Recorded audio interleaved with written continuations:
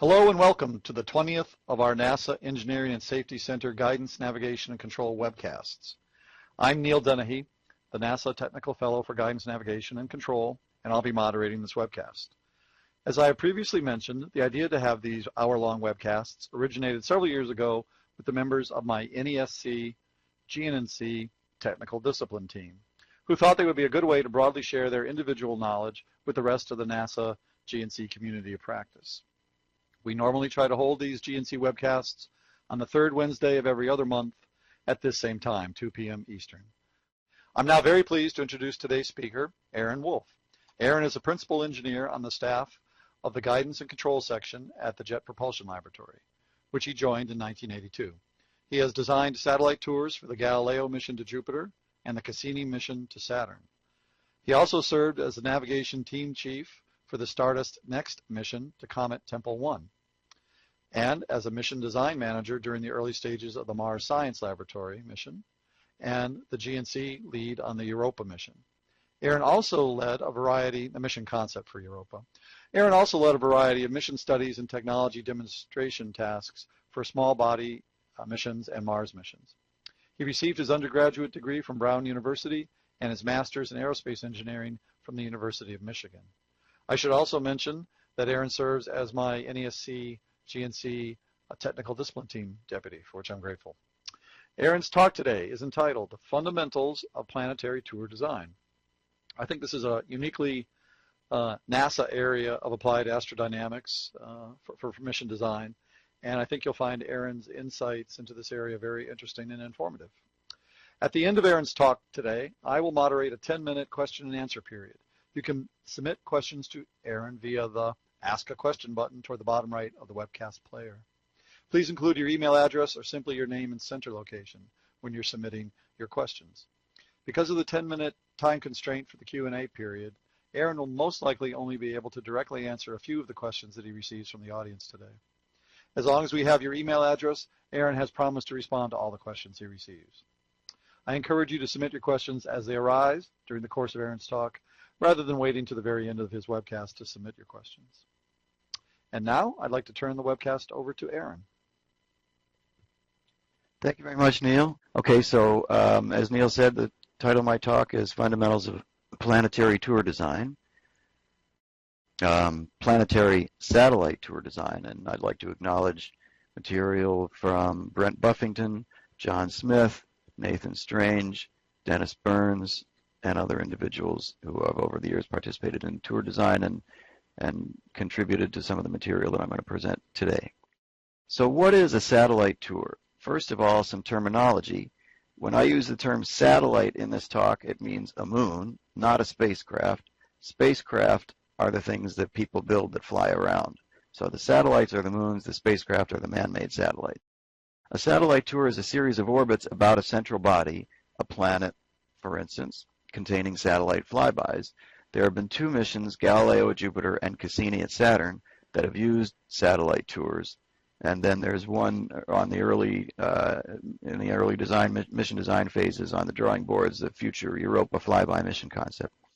Tour trajectory design is critical to obtaining science observations needed to satisfy the mission science requirements. You've got to fly the trajectory over the right parts of the satellite, over the right parts of the planetary system to accumulate all the science needed to satisfy the requirements. In addition to having to satisfy the requirements of to gather the science observations, each satellite flyby has to provide the gravitational assist necessary to target or fling the spacecraft at the next flyby so that we can keep connecting the dots and flying the trajectory from one flyby to the next. So what is a targeted flyby? A targeted flyby is a flyby such that the spacecraft trajectory is designed to pass through a specified aim point, latitude, longitude, and altitude, at closest approach to produce a particular gravity assist, a desired change in the trajectory. And gravitational assist can change an orbiter's planet relative velocity by a lot more than propellant, hundreds of meters per second, as I'll show. So here is a preview of what I'm going to talk about. These are called petal plots because the orbits on these satellite tour trajectories kind of resemble the petals of a flower. So at the upper right we have, I'm sorry, at the upper left we have a pedal plot of the Galileo tour, and in the lower part of the slide we have a pedal plot of the Cassini tour, and in the upper right we have a pedal plot of an early Europa mission concept example tour. In all of these plots, the sun is fixed at the top of the plot. So these are sun-fixed frames of reference. So, one question I'm going to, I hope, give a little bit of insight into today is, why do these things look like this? So let's start with patched conics. Tour designers use the patched conics approximation to do the early design phases of a satellite tour, which is to approximate the spacecraft orbit as a series of two-body conics. That is, in the vicinity of a flyby satellite, the orbit is considered to be a hyperbola, a satellite-centered hyperbola, and far away from the satellite, it's considered to be a planet-centered ellipse. And of course, in that patch conic model, there are trajectory discontinuities. Those are driven to zero in the optimization and integration of the trajectory after the initial design phases. But the patch conic approximation is useful in many ways. On the satellite-centered hyperbola, we use the bending equation.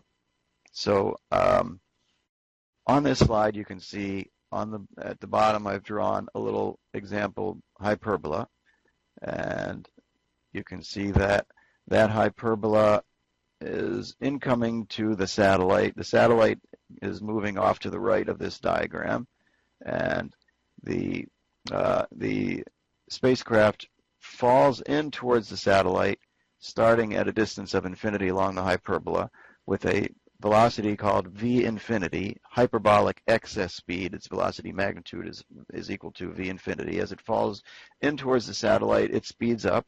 Its greatest velocity is at periaps, right at the closest approach point, and then the trajectory bends around in this diagram to the right, and the velocity decreases once again until it reaches the same magnitude. The v infinity outbound is the same as the v infinity magnitude inbound. That's the hyperbolic excess speed, and so the net effect is the trajectory direction has been changed, but the magnitude of the velocity is the same on the incoming and outgoing asymptotes. And the bending angle is the angle between the two asymptotes. So this equation up here is the equation for the bending angle. The bending angle depends on the closest approach distance and the v infinity magnitude and the gravitational parameter. So the bigger and heavier the satellite, the more the bending. The closer the approach distance, the more the bending. And the lower the v infinity, the more the bending. So, okay, so here are some parameters for the satellites of Saturn of greater than 100-kilometer radius. As you can see, there's only one moon of Titan that's big enough to use for gravity assist. You can see here I put in red the GM, the gravitational parameters of all the satellites, and also the bending angles for an example 200-kilometer flyby at a v infinity of 5 kilometers per second, just to throw out some numbers. And you can see that the bending angle of Titan is, substantial compared to the bending angles that you get from flybys of the other satellites. So we can do significant orbit control with Titan, but the icy satellites, the other satellites, are not really big enough to accomplish significant gravitational assist or orbit control with. And that makes them harder to target. When you're departing, in order to get an icy satellite flyby in the tour, you have to sort of get it on the way from one Titan flyby to another. And here's sort of an example of how we were able to do that in the Cassini tour. This diagram illustrates a very small segment of the Cassini tour from Titan 7, from the Titan 7 flyby right here to the Titan 8 flyby right there. This is actually more than one revolution around the planet. This is actually 2.5, I think, revolutions around the planet. So the way this worked is, you can see in this table here, we start at this Titan 7 flyby. The orbit proceeded around in this direction about Saturn, and a little more than one rev later, it encountered Hyperion. Now, when it got to this point, Titan was not here the first time around, Titan's orbital period is 16 days. The time to this Hyperion flyby was 19 days. So 19 days after Titan 7, it got to this Hyperion flyby, but when it passed Titan's orbital radius, Titan was actually somewhere over here because it was greater than 16 days, so there was no Titan flyby the first time around. The second time around, once around again, after a total of, went all the way around here, and then after a total of 34 days, there was Dione. And then, after the Dione flyby, another 3/4 of a rev, and we were able to hit Titan 8. So this was a flyby, this was an instance where we used multiple revolutions around Saturn to target to Titan because we were able to determine that Hyperion would be at a good point in the trajectory for an encounter, and so would Dione on the way from one Titan flyby to another. And here is the same kind of table of the satellites of Jupiter. As you can see, all the GMs, all the gravitational parameters of the 4 Galilean satellites, Io, Europa, Ganymede, and Callisto, are pretty big, and the bending angles from them are big enough so that you can use them all for significant orbit control, which gives the tour designers a lot more flexibility. One caveat is that Io is deep in the Jovian radiation belt, so that makes it difficult to do too many Io flybys. There was one Io flyby in the Galileo tour, and that was associated with a radiation dosage, I think, of about 40 of, I believe, the 150 kilorad requirement. So that limits the use of Io somewhat. But the equivalent delta V's are hundreds of meters per second. So how does this whole gravity assist thing work? Gravity assist, I always have liked this quote over here: any sufficiently advanced technology is indistinguishable from magic. That is not exactly what gravity assist is, but people sort of initially think that. The way that this works is that the V infinity, as I illustrated it before on the previous slide, is changed in direction but not magnitude, and that's the satellite-centered V infinity. That causes the planet-centered velocity to change in both direction and magnitude. Now on this slide, the planet relative quantities are in red, satellite relative quantities are in black. So once again, in this, let's take this energy increasing flyby illustrated at the top of the slide. In this case, we're flying behind the satellite. The satellite's moving off to the right, and we are flying behind it in its orbit. And in this case, the V infinity is bent in the direction of the satellite's orbit, and that causes the planet-centered velocity before the flyby, which is illustrated here as a V minus, to be less than the planet-centered velocity after the flyby, which means you have increased the energy, you've increased the orbital period relative to the planet.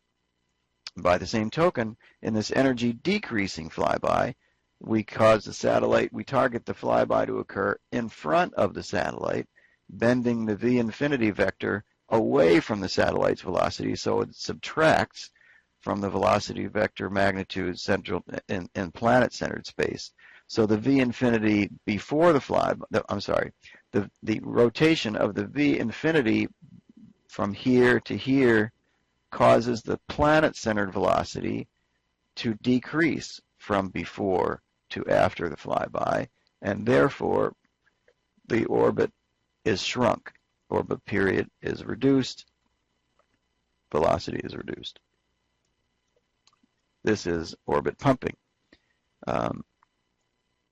Just as another illustration, I put in these couple of diagrams of the Galileo Earth 1 and Earth 2 flybys. Now these are planetary flybys, not satellite flybys, so planets are bigger than satellites. But just as another illustration to drive home how powerful gravity assist is compared to, say, the use of our puny propellant quantity on the spacecraft, the Galileo Earth 1 flyby created a delta V change of 5.2 kilometers per second. And the Earth-2 flyby increased the velocity by 3.7 kilometers per second. That saves significant amounts of propellant on the spacecraft, way beyond what we, the savings from this are huge. So here are some effects of orbit pumping. When you, let's say the spacecraft is in orbit A, and there's an encounter right here at this position labeled targeted flyby, which pumps down or shrinks the orbit to orbit B. As you can see, those two orbits are pinned together at this targeted flyby, which means that in order to shrink, when the orbit is shrunk, the line of apsides, which is this line right here, connecting the periaps and the apoaps point, is rotated from this direction to this direction. So the orbit actually rotates in orientation about the planet when you pump it up or down. If you pump it down, if you reduce the orbit period, it rotates clockwise. And if you, alternatively, if you would go from orbit B, the smaller orbit, to orbit A, the bigger orbit, you would rotate the orbit counterclockwise. Did I say that right? Clockwise from the bigger orbit to the smaller orbit, counterclockwise from the smaller orbit to the bigger orbit, if the encounter is outbound, meaning after periaps. If the encounter is inbound, if I switch the encounter to this side of the orbit, meaning the encounter occurs before periapses, then that's reversed. So here's a little table of those orbit rotation rules, and just to illustrate the fact that pumping can change the orbit orientation about the central planet. Okay, the second kind of effect that gravity assist can have is called orbit cranking. So orbital mechanics talk about, orbital trajectory engineers talk about themselves as orbital mechanics equipped with orbit pumps and orbit cranks. And the way cranking works is this. Cranking is changing the orbit without changing the orbital energy. Well, how would that work? Here's this circle here is really supposed to be a sphere of radius equal to the velocity, the planet-centered velocity before the flyby, and this sphere is a sphere of radius equal to v infinity, the satellite-centered velocity infinity before the flyby. Now, for cranking, both velocities are the same before and after the flyby. We know already that the v infinity magnitude after is the same as the v infinity magnitude before, because it's a hyperbola. And in this special case, we make the magnitude of the planet-centered v infinity before and after also be the same. That means that the v infinities, these two spheres intersect along this circle, and that circle is where the planet-centered velocities, that circle is the locus of points on which the planet-centered velocity and the satellite-centered velocity are both identical before and after the flyby. So what we're doing here is we're changing inclination or we're changing eccentricity. This is the effect of changing the orbit without changing orbital energy. We raise the inclination, we raise the orbital plane relative to the planetary equator by moving this, by going from this pre-flyby triangle to that pre-flyby triangle, and we can move inclination in increments depending on how big the bending angle at the flyby is. How many, this is, it can take multiple flybys to go all the way around this circle, all the way up from there to the top. And the top is where we have maximum inclination. So maximum inclination, how high can we get the inclination? There is a maximum, and it is when the plane formed by these two vectors, v and vsat, the pre-flyby planet-centered velocity and the satellite velocity, is normal to the satellite's orbital plane. In this previous satellite, it's when you get to the top of that circle. And that depends on the orbit period, the v infinity, and the velocity of the satellite itself. So to increase the maximum inclination, you can increase the v infinity, you can decrease orbit period, or you can try another satellite. But if you're stuck with, say, Titan, because Titan is the only satellite that you can really use for orbit control, you can't really try another satellite, so you have to decrease period. So in the Cassini tour, one of the things that the scientists wanted to do was to achieve a very high inclination to be able to look down on the rings from that inclination from way above the North Pole, which was done in this image right here. And in order to do that, the orbit period was reduced to some value that enabled us to then crank up incrementally to an inclination of 75 degrees at the end of the tour. So some more details about high and low inclination orbits. There's one complication. So this diagram here illustrates there's the equatorial plane. Most satellites orbit in or near the equatorial plane, but not all, but most of them do. And this is an illustration of some orbital plane that is out of the equator. So when you have a high inclination, when you have a situation where the orbital plane is inclined significantly to the equator, the only place that you can encounter satellites that are orbiting in the equator is at this line of nodes, ascending, represented by A, and descending, for an example. I mean, it could be the ascending could be over there and the descending could be over there, but there are basically two places in the orbit where you can encounter the satellite. And so at that, and in addition, you have to arrange for the satellite to be at the right distance from the planet at the right time when you cross the equatorial plane. So that sort of gives itself to resonant transfers. Resonant transfers are where the spacecraft returns to the same satellite at the same point in its orbit. Or you can do a transfer where it returns to the same satellite 180 degrees away at the descending. Like if the beginning encounter was at the ascending node, you can arrange for one to occur at the descending node.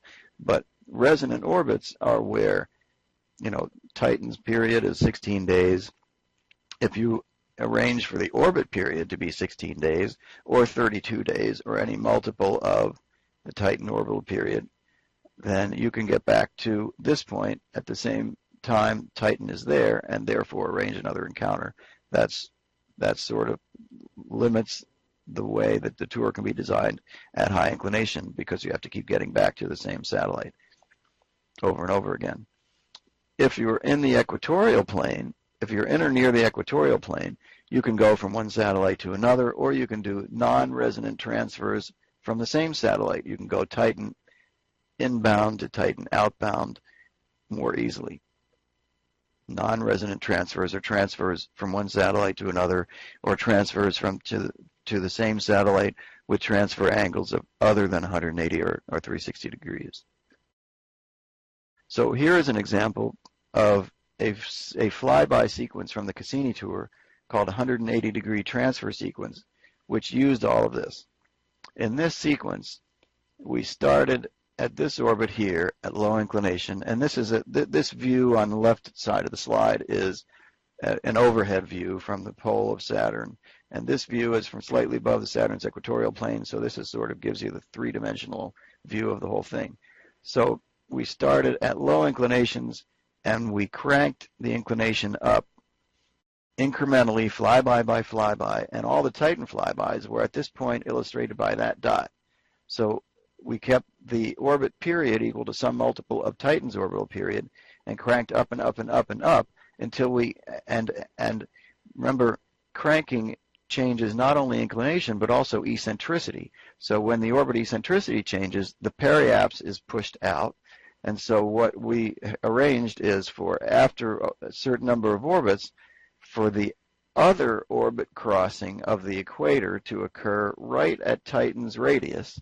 So we were able to do a 180-degree transfer between this Titan flyby and one over here at that magic inclination. And that orbit, that 180-degree transfer orbit, is illustrated by the dark ellipse here and over here also. And so having been able to transfer to this side of Saturn over here, then we could do another series of cranking flybys where we reduced inclination back to the equatorial plane. This was a way of both rotating the orbit all the way from here to there to be able to view the lit side of Saturn, and being able to get some objectives with Titan coverage and so forth. So that's an example of a 180-degree transfer sequence that uses all these great orbital mechanics tricks. So satellite tour design is a story of constraints and science objectives. There are a lot of limitations on tour designers. It can become, that are imposed by the mission, and there I have on these couple of slides a laundry list of some of those that have been part of previous missions, just to give a flavor for the restrictions under which tour designers have to work. One is that the planetary arrival conditions are fixed by the interplanetary trajectory. In the case of Cassini, the arrival date was fixed at July 1st, 2004, because it was possible on that particular date to fly by Phoebe, one of the satellites of Saturn, on approach. Now, Phoebe, as I showed on, I think, the previous chart, orbits very far away from Saturn, so it was too far to get to during the tour. So we had this opportunity to fly by it on approach, and that sort of fixed the arrival date at July 1st, 2004. In any case, the initial conditions for the tour are set by the interplanetary trajectory in the arrival orbit. There are also various operational constraints.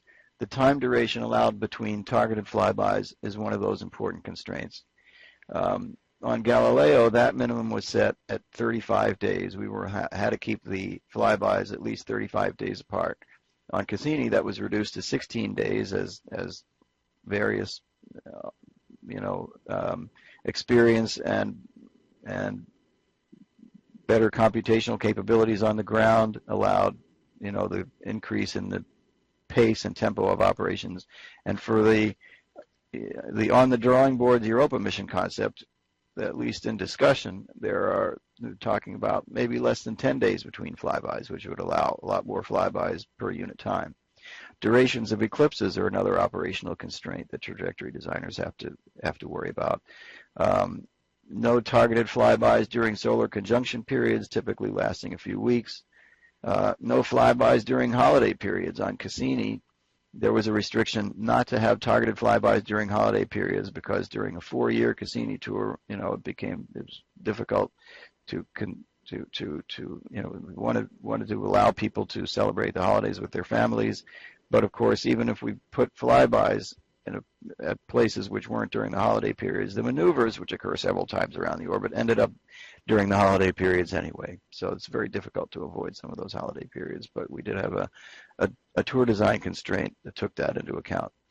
The duration of the tour, mainly driven by the budget agreements with NASA headquarters at the beginning of the mission development phase, were also a consideration and a constraint. Galileo was 23 months long. The satellite tour was 23 months long. Cassini was 4 years long. The duration of the Europa concept is, I think that's in the 2-year neighborhood. I think that there is no firm constraint that's been levied on that at this time, but I think probably eventually there will be. The propellant and delta V available for the tour is a constraint, and that's part of the initial sizing of the propellant tanks on the spacecraft. Propellant in the tour is divided between deterministic and statistical. Deterministic propellant is the kind of propellant, is the kind of delta V that has to be executed to fly the nominal trajectory. Statistical delta V is used to navigate to account for the uncertainties that accumulate during the mission. Everything, of course, is, nothing is certain in life. Certainly not flying a nominal trajectory, being able to plan on flying a nominal trajectory. So the statistical delta V is the delta V needed to accomplish maneuvers to keep you close to the nominal trajectory. The deterministic delta V is the delta V that you would have to use even to fly the nominal. On Galileo, there was 200 meters per second total available for navigation and for statistical and deterministic, of which the deterministic delta V that was only 23 meters per second. So on the nominal trajectory, the entire Galileo tour could have been flown on 23 meters per second of delta V. And that allowed that preserved propellant for the flyby of the asteroid Ida in interplanetary cruise, which was a nice contribution to the mission success and science return. On Cassini, the total budget was 5 per second of deterministic and statistical.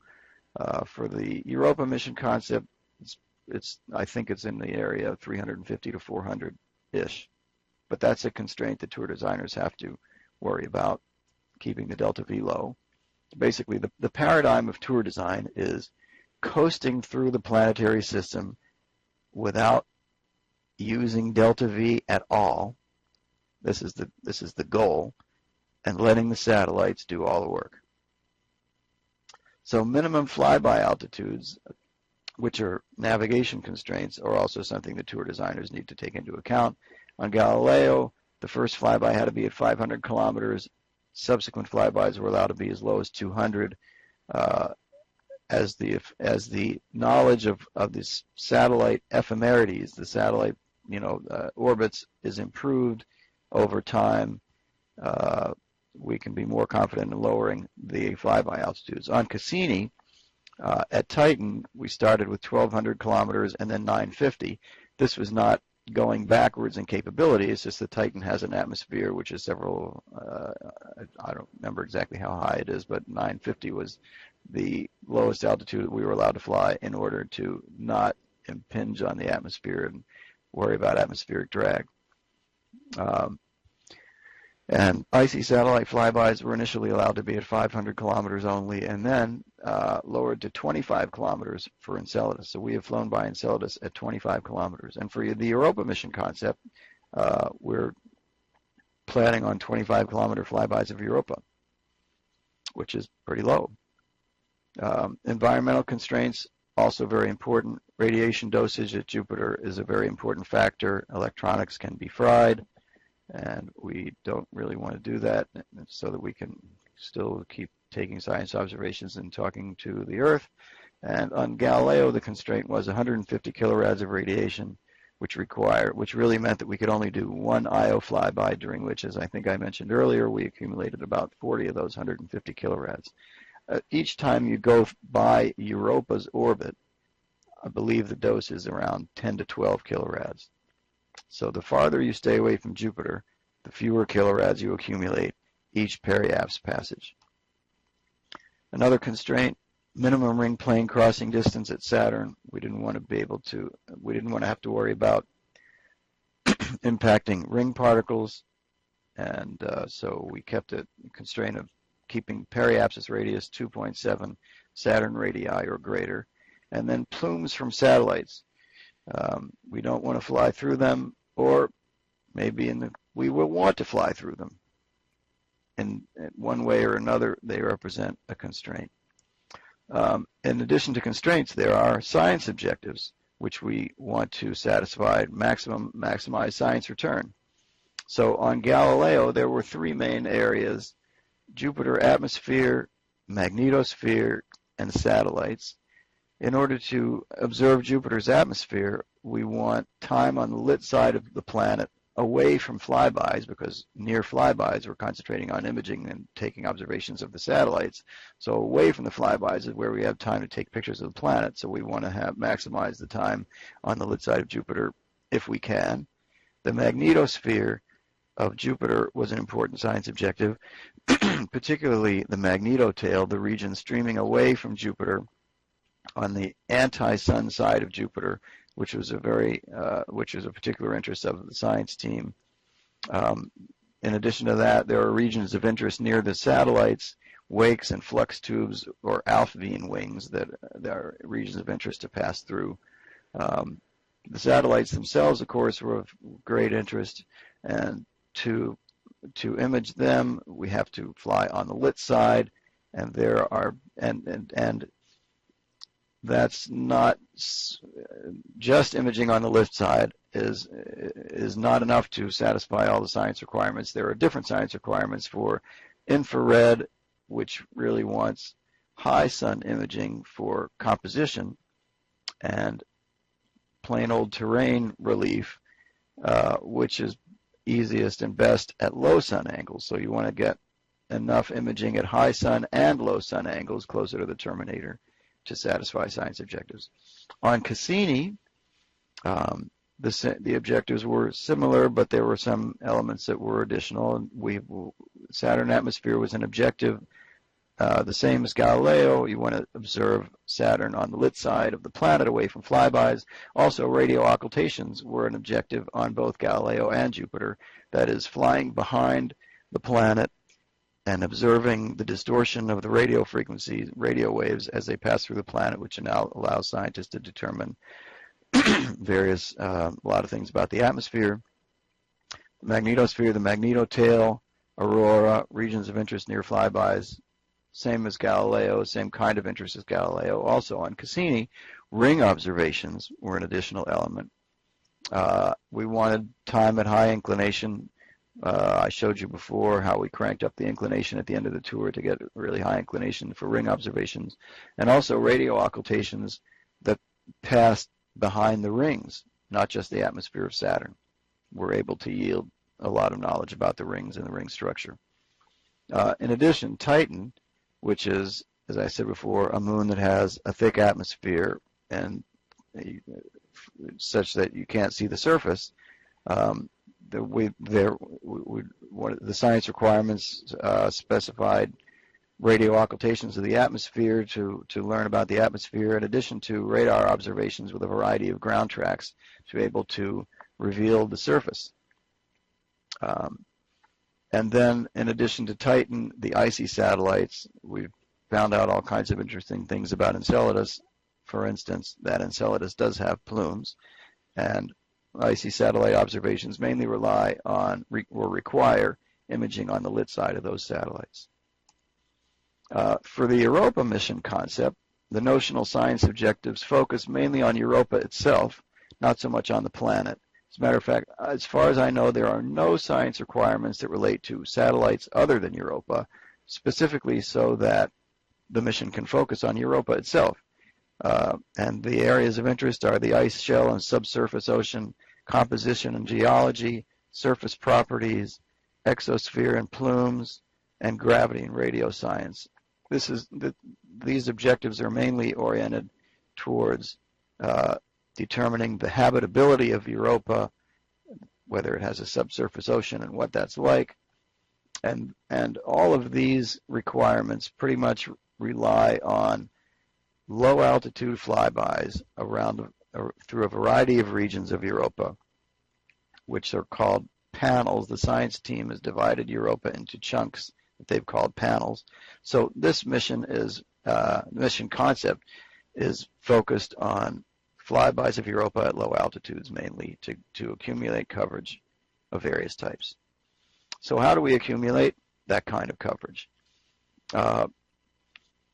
Europa and other Galilean satellites are tidally locked, meaning the same face, like our own moon, the same face of Europa and all the other Galilean satellites, Europa, Ganymede, Io, Ganymede, and Callisto, the same face always points towards Jupiter and the same face always points away from Jupiter.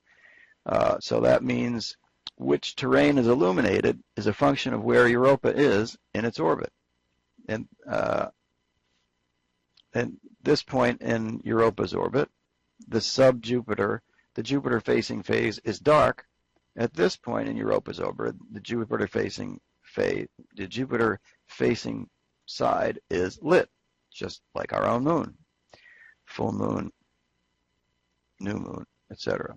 The majority of instruments require or prefer illuminated observations.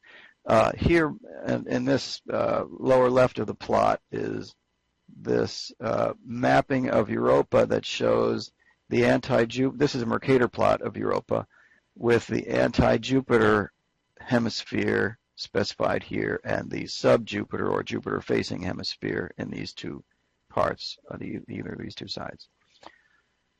So for inbound flyby, this is an orbit with some geometry superimposed on the Europa orbit to show some implications of coverage related to satellite coverage. If a flyby is inbound, and I've drawn a representative vector triangle here illustrating the velocities, for a flyby inbound before periapsis, like right here, the v infinity vector points toward Europa, roughly towards Jupiter, in the rough direction of Jupiter, and the spacecraft approaches from the lit side, you see the anti-Jupiter hemisphere on approach and the dark Jupiter hemisphere on departure. For an outbound flyby down here, for instance, it's vice versa. So the spacecraft approaches along this V-infinity vector here and sees the Jupiter-facing hemisphere on approach and a dark anti-Jupiter hemisphere on departure, which all boils down to this bullet here. For diverse coverage, we need flybys at different points in Europa's orbit in order to be able to see all of the terrain of Europa. So all of this, I'm sure people are starting to go on overload. So I will, and that is probably because people, I hope, are starting to appreciate the complexity and interesting complexity of the entire process. So I'll describe a little bit how the whole process works. And this is the process of tour design is one that really covers several years of discussion, iteration, and iterative design, integrating all the elements of the project. The project sets the mission and spacecraft constraints. Science teams set science objectives and define requirements, and they also develop criteria for evaluating the tour. Is it a good tour for them? Is it a bad tour for them? Example tours are designed by the tour designers, and there are in the course of the Galileo or Cassini mission, there were many example tours that were designed, and each of those were inputs to rounds of iteration and negotiation, improvement of the tour and of our ability to satisfy the mission requirements, and redefinition and refinement of the requirements themselves over a several-year period.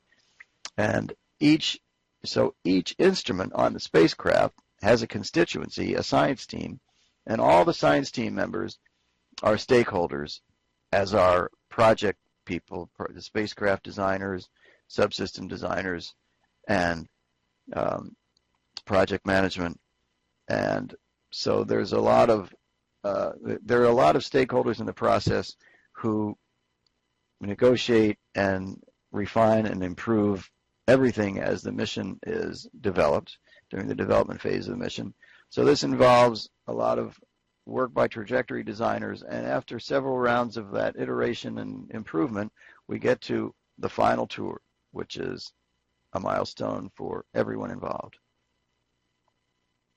So now I'm ready to show kind of the same pedal plots I showed at the beginning very briefly and discuss a little bit of how and why the tours look the way they do. So here's the Galileo tour, the 23-month tour, in which the spacecraft arrived from this direction, and its initial orbit did an orbit insertion burn near Perigove, and went into this long orbit and did this Perigove raise maneuver here in order to insert it into the tour, after which it encountered Ganymede and then a series of other orbits here. So remember I said something about wanting to maximize observations of the lit side of Jupiter. Well, because of the arrival geometry and the orbit orientation here, there isn't, this orbit doesn't spend a lot of time on the lit side of Jupiter. So we actually used a few flybys to rotate the orbit back in a counterclockwise direction to keep that orbit on the lit side of Jupiter for a little longer. But we also had the objective of achieving the magnetotail, rotating the orbit down here to the so that we could fly through the anti-sun direction at 150 RJ Jupiter radii or greater by the end of the tour. So we couldn't spend that much time on the lit side of Jupiter until we were able, because we had to, within the 23-month time constraint, rotate the orbit around to get the magnetotail at the end. So those were motivating factors for some of why this looks like it does, and the rest. And in between, we had the encounters, which were designed for satellite coverage and of various parts of the satellites and so forth and so on. This tour had 10 targeted flybys and 11 orbits in 23 months.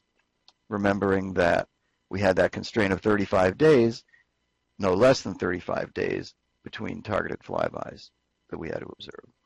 So here is the pedal plot of the Cassini tour. This was a longer 4-year tour and had 44 targeted Titan flybys, 72 orbits about Saturn, 7 icy satellites, 33 occultations of Earth by Saturn, 17 occultations of Earth by Titan. And by the way, these pedal plots that I'm showing are the nominal tours. Both the Galileo and the Cassini mission had enough propellant at the end of these nominal tours to do extensive extended missions. Galileo, the original 23-month tour, ended in 1997, I think, and the Galileo mission lasted till 2003 when it was intentionally targeted to impact Jupiter so that it wouldn't orbit in the Jovian system forever, with the possibility of impacting Europa, which was a planetary protection concern. And Cassini is still in its extended mission. Cassini's 4-year mission ended in 2008, and here we are in 2015, and it's still going strong, and I think its mission is going to end in 2017. So these are just the nominal missions that I'm showing you in these pedal plots.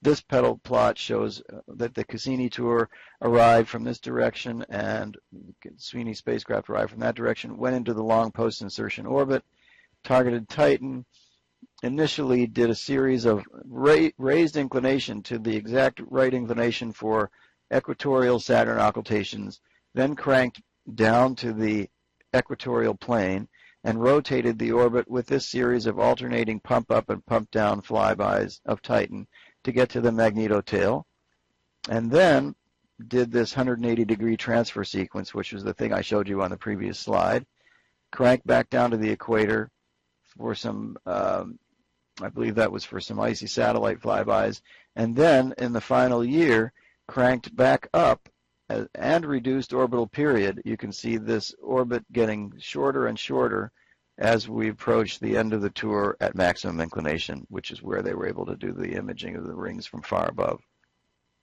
Here's the sort of oblique view from above, just above the ring plane, just above the equatorial plane, that shows you sort of a three-dimensional view of the Cassini tour, with these segments in the equatorial plane and these segments cranking up above, and then this segment at the end cranking up above with shorter orbits, a little harder to see, but that was the end of the tour. And here's a plot of all the Titan ground tracks during the tour. The cranking flybys are by and large the ones that go over the higher latitudes, and the equatorial flybys, the pumping flybys, are the ones that stay pretty much near Titan's equator. And this diversity of ground tracks provided opportunities for radar imaging, which was one of the prime objectives of the Cassini mission, although conflicting science requirements and spacecraft constraints meant that they couldn't take radar observations every single flyby. But of course, by now, with all the additional Titan encounters that there have been during the extended mission, there are more that have been added to this plot. And here is, sort of to wrap up, a graphic of an example Europa tour. This has 43 flybys of Europa in 28 months, and the color coding is various sections of the tour, segments of the tour that take advantage of some tricks that I haven't even talked about in this talk due to time limitations. One of them is called cranking over the top. Anyway, this tour focuses on coverage of Europa, as I described previously, at various points in its orbit, to achieve a diversity of ground tracks, which is illustrated in this plot on the lower right. So, in conclusion, gravity assist is a powerful tool, and tour design is a complex and very interesting problem, and I've been privileged to be involved in that in the past, and it was a great experience personally, and it is, I always felt it was sort of where the mission, there was a lot of systems thinking and integration of the entire mission that sort of is necessary in the tour design process, involving the mission constraints, science goals and objectives, many stakeholders, lots of coffee. And it is critical to achieving mission success. And that's what makes it great to work on. So with that, I have pretty much reached the end of my scheduled time, and I'm ready to take questions. Or Yes, well, thank you, Aaron. That was really quite interesting. I appreciate you coming today to do this webcast to share your perspectives on planetary tour design and share some of the key aspects, some of the challenges. The takeaway I get is that it's a huge optimization problem, and balancing all these, in some cases, competing requirements. So that was, I didn't quite fully appreciate that before, so thanks. So this was an interesting and provocative talk. It's generated some questions. Let me see if I could touch on a couple of, maybe, Aaron, I could ask you, we have a few minutes here. We got about 8 or 9 minutes left, and then I'll have to wrap it up. But the nature of the tools, I mean, you touched on, maybe you could combine those two questions here. One's about the point you brought up, excuse me, fairly early in the talk here, the webcast was, it boils down to being a series of two-body conics that I think the terminology used is patching them together, right? Patched conics. And then I guess you apply an optimization process, optimization algorithm to all that. Could you talk a little bit about the tools involved in doing that and the process of doing that? Is it, I mean, you don't do the whole, like you were showing that last graphic, the different colors was the Europa mission concept.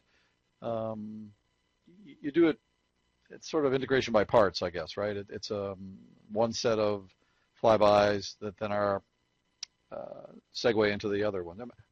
yeah. Can you talk to us about that a little? So sure, that's a very interesting history, and has undergone significant development over the years. Back in the Galileo days, there was a tool called MOSES, Multiple Optimal Satellite Encounter Sequence, which used a trajectory called multi-conic trajectory optimization to optimize. The optimization part is really, there are two things that are necessary to do in the optimization. It's necessary to model the trajectory with higher fidelity than the patch conic model, and it's necessary also to minimize the delta V. And it's not really till you get through that optimization phase that you know how much deterministic delta V at a high fidelity that you're really going to spend. And in those early days, computers weren't powerful enough to integrate the trajectory fast enough so that you could do that process at the repetitive frequency that's required to do the optimization. So this multi-conic trajectory optimization, which was developed by Dennis Burns and Lou DeMario, Dennis gave a previous talk, was used in the optimization process. Nowadays, computers are a lot faster, and not only can you do the optimization and integration simultaneously, we're nibbling at doing, and I believe that this has been done for the extended mission on Cassini, the tour design for the extended mission on Cassini. I believe that higher fidelity, basically trajectory integration, has been used even in the initial design process. But the concept is that the concept of patched conics is very useful in thinking about the gravity assist, regardless of the tools, because to appreciate how gravity assist works, you have to have that concept of the hyperbola and the ellipse, the hyperbola, the change of direction of the hyperbolic at v infinity affecting the planet-centered velocity. I hope that answered the question. Yes, I believe it did. Thanks, Aaron. That was a good answer. One of the other questions concerned what kind of background, I guess, and I think they're asking about, educational background. I don't think people take college courses in planetary tour design, although they might. I mean, I guess it's it's like I said at the outset of this webcast, it's applied astrodynamics, right? Applied to the problem of mission design. But, well, like in your case, what prepared you for doing this kind of work? What, if someone was interested in this? Really orbital mechanics, really, trajectory design, orbital mechanics, optimization, navigation. Orbital mechanics is the critical skill, and it's actually, I remember a comment that one of the principal investigators on Cassini made once. It's in a way, these mechanics are kind of simple at the basics. It's taking a few basic principles and really using them in all kinds of interesting ways. The comment that was made by the PI was, these tour designers have increased their science return 50% with only simple Newtonian mechanics. Maybe a little bit of an exaggeration, but there you have it. Yep. I want to represent everybody by saying thanks for responding to those questions, Aaron. Thanks, of course, for agreeing to come today, taking the time to put the talk together. I thought it was very informative. We'll have this recorded, as I said before, and we'll have it up on the NESC Academy, I would say within a month, basically. So if there's any other questions that come in, as I already mentioned, we'll capture those, and we'll get Aaron to. He's agreed to respond to those. So no worries if you're still furiously typing a question to Aaron.